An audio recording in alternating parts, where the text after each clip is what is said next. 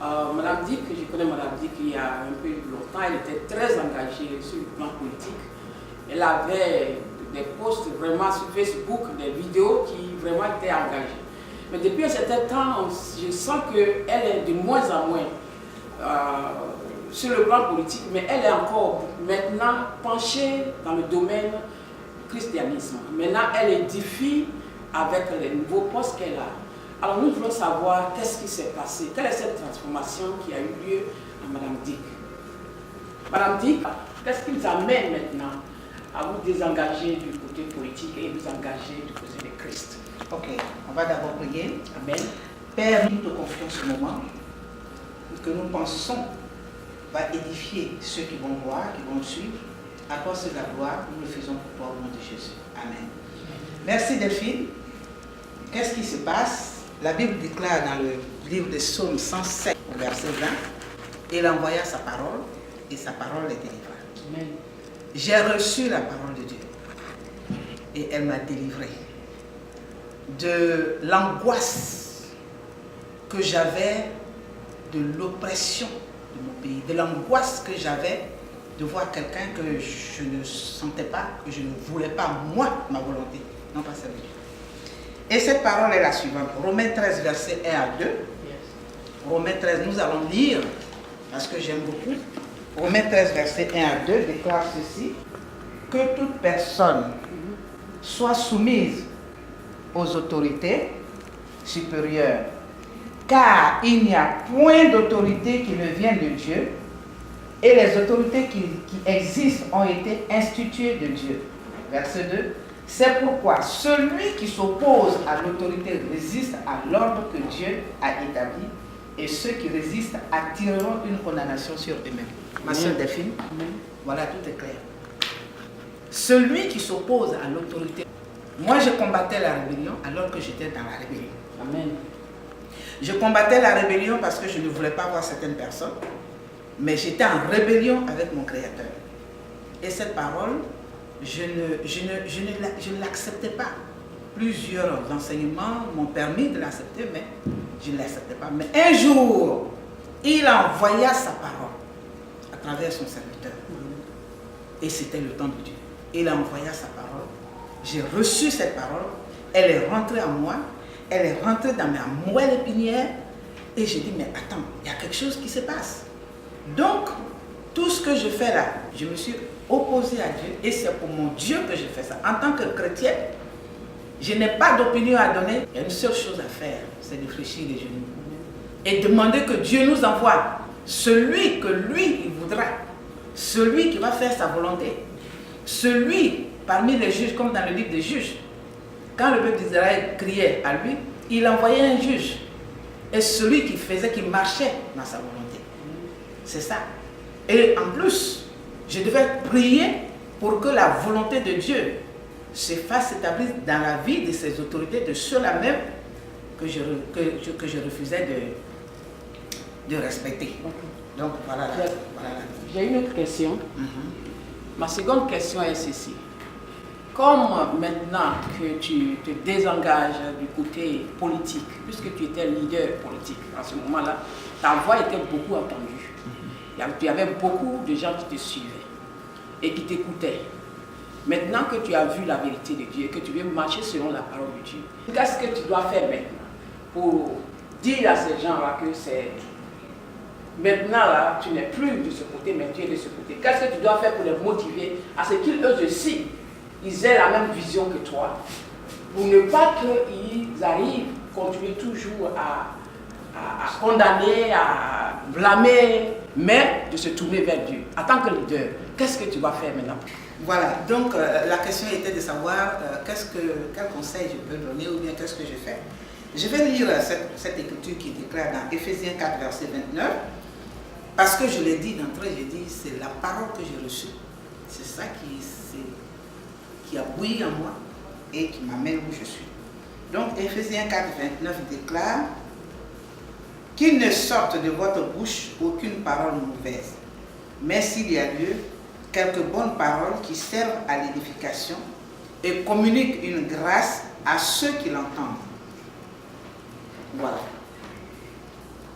dès lors où j'étais en rébellion contre la parole de Dieu, c'est-à-dire contre Dieu, je sortais deux paroles.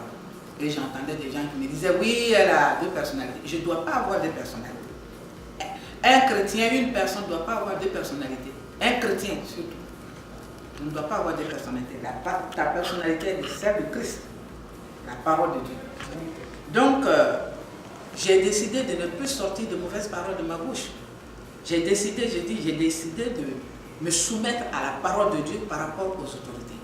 Mais je ne peux plus être excité comme je sortais des choses, comme j'écrivais ce qui venait dans ma tête. Je ne peux plus faire cela parce que j'ai la crainte de Dieu. J'ai reçu la parole. Chacun reçoit ce que chacun agit par rapport à ce qu'il a reçu.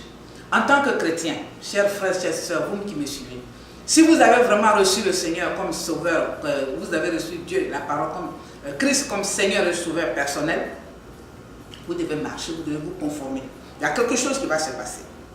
Il y a quelque chose qui va se passer. Donc moi, ce que je pourrais dire à tous les chrétiens qui me suivent, à tous ceux qui étaient aussi engagés, de rester, d'agir conformément à la parole de Dieu. S'il y a une situation, on peut donner un avis, mais sur la base de la parole. On n'a plus à insulter, dire des choses vraiment qui vont à l'encontre de ce que Dieu a dit. Il faut que nous demeurions dans la parole. Il faut que nous demeurions dans la vision pour glorifier notre Dieu. Tout ce que nous devons faire, et c'est pour cela que maintenant, je prends les postes et je mets les paroles d'édification.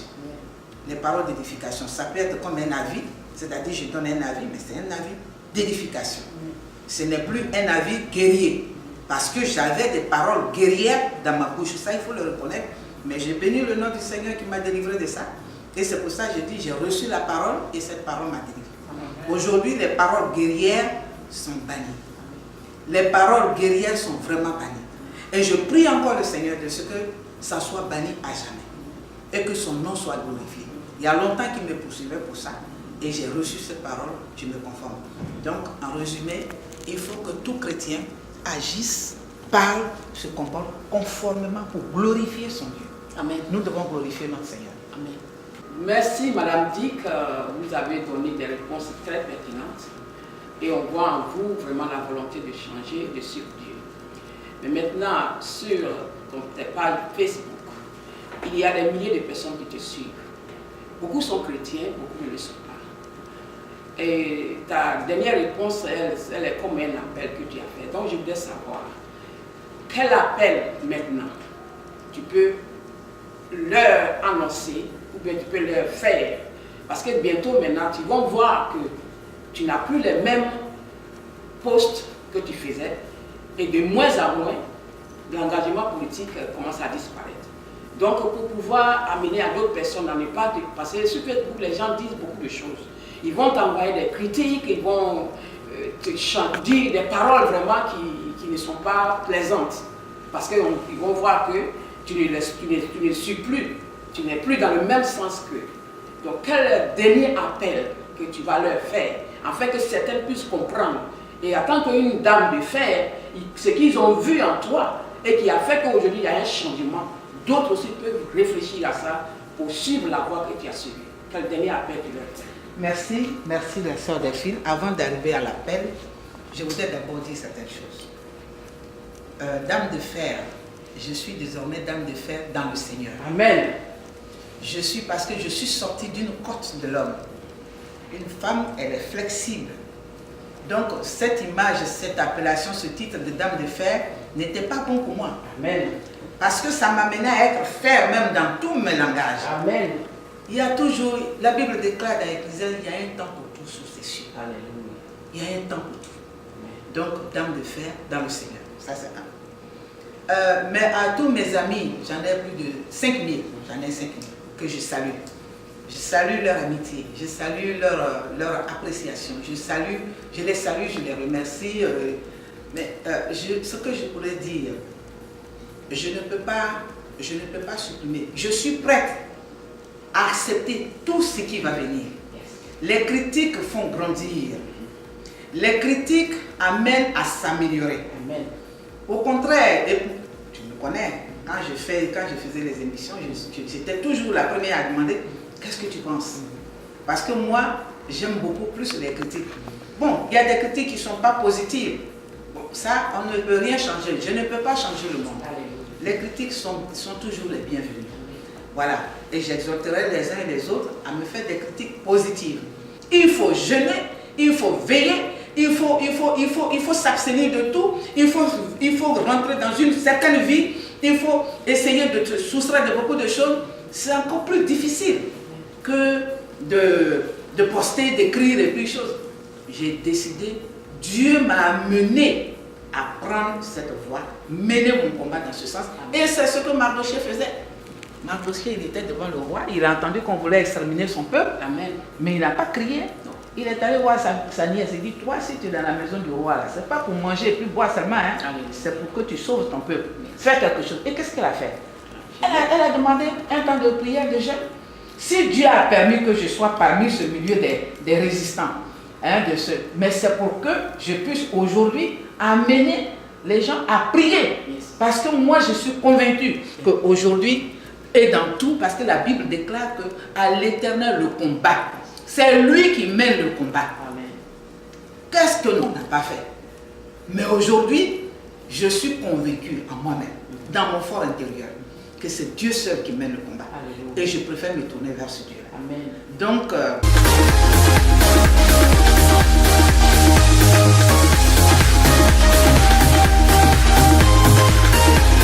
parce que Dieu n'appelle pas pour rien, hein. Il n'appelle pas pour venir s'asseoir dans les églises. Longtemps, on n'avait pas compris, enfin moi personnellement. Hein, on va à l'église et puis après c'est fini. Mais Dieu appelle pour un but.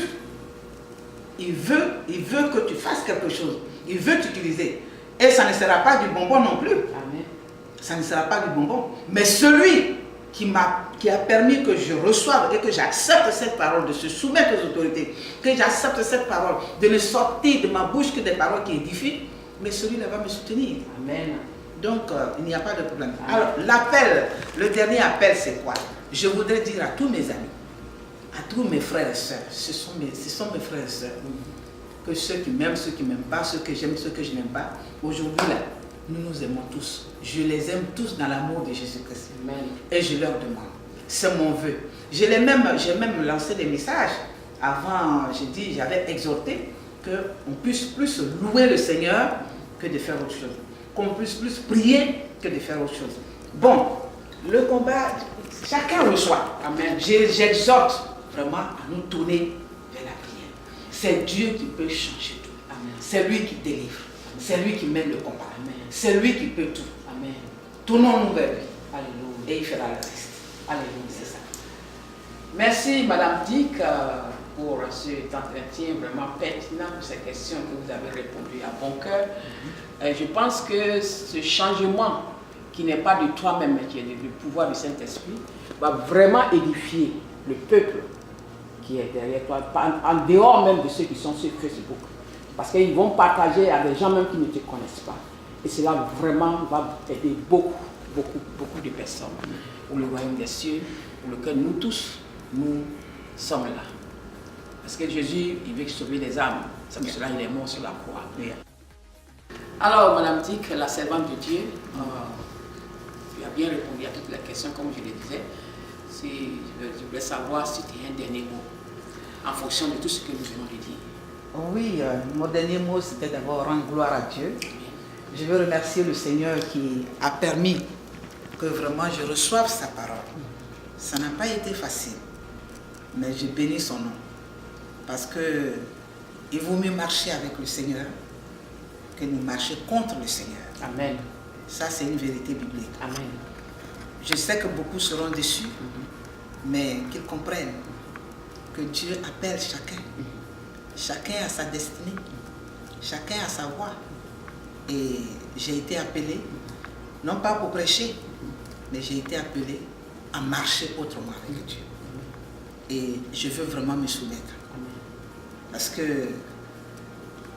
quand la Bible déclare l'obéissance vaut mieux que le sacrifice, je préfère obéir à celui qui a la solution de toutes choses, celui qui a la réponse à toutes choses, celui qui est le maître des temps et des circonstances, celui qui change les cœurs des rois, celui qui déclare et que cela s'accomplit, celui qui a commencé, qui a fait le jour et la nuit, celui qui est le maître de toutes choses, celui qui est le maître des temps.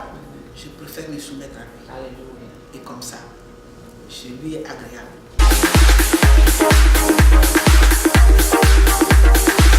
Voilà, je suis né de nouveau, je suis une nouvelle créature. Voilà, les choses anciennes sont passées, voici, toutes les choses sont devenues nouvelles. Parce que tu es en Christ. Je suis en Christ maintenant, totalement les deux pieds dedans. J'avais un pied dehors, un pied dedans. Mais maintenant, j'ai les deux pieds dedans. Amen. Et la hargne que j'avais de l'autre côté, celui qui avait mis cette hargne-là, ce sera pour lui. Amen. C'est lui qui m'a créé comme ça. Il m'a donné la parole, il m'a donné la vigueur. Et maintenant, c'est ça pour lui. Donc, Dieu soit loué. Voilà, il n'y a plus de choses. Les choses anciennes sont passées. Je suis une nouvelle créature maintenant. Amen. Pour le Seigneur. À lui toute la gloire. Donc à tous mes amis, demeurons toujours amis. Suivez mes postes. Et je sais que ça vous fera beaucoup de bien. Amen. Ça fera du bien à votre esprit, Yes. à votre âme. Amen. Et ça ne changera rien à votre vie. Amen. Demeurons toujours amis.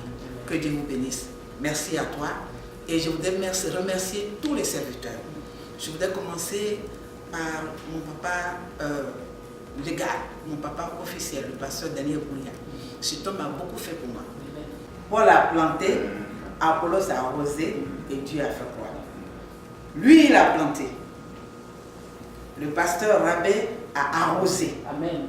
Et Dieu a fait croître dans la maison, dans les mains du pasteur Rabé. Amen. Ça, c'est merveilleux. Alléluia. J'ai été béni par cet homme, le pasteur Boulia et sa femme. Amen. Ce sont mes parents ici, partout, tout le temps où j'étais. Et je te regarde droit dans les yeux, mon papa, et je dis aujourd'hui, tu as gagné ta fille comme tu la voulais. Amen. J'étais avec toi, et j'ai minimisé, tu minimisais, on se regardait, je n'étais pas assidu. Mais aujourd'hui, ce que tu as planté, là, le pasteur Rabé a arrosé, et Dieu a fait jamais, parce que c'était son temps. Alléluia. Que Dieu bénisse le serviteur, son serviteur, le pasteur Rabé et sa femme. Que Dieu te bénisse aussi, toi, ma soeur, parce que on se retrouve. Amen. 2012, on a commencé les émissions. Yes. Parole et vérité, l'évangile aux temps anciens. Alléluia. C'est le moment plus que jamais Amen. de faire ces émissions-là. Amen. L'évangile aux temps anciens, pour glorifier le nom de notre Seigneur. Alléluia. Merci encore. Amen. Ok, Madame Dick, c'était quand même merveilleux. Il n'y a pas de hasard comme tu l'as dit.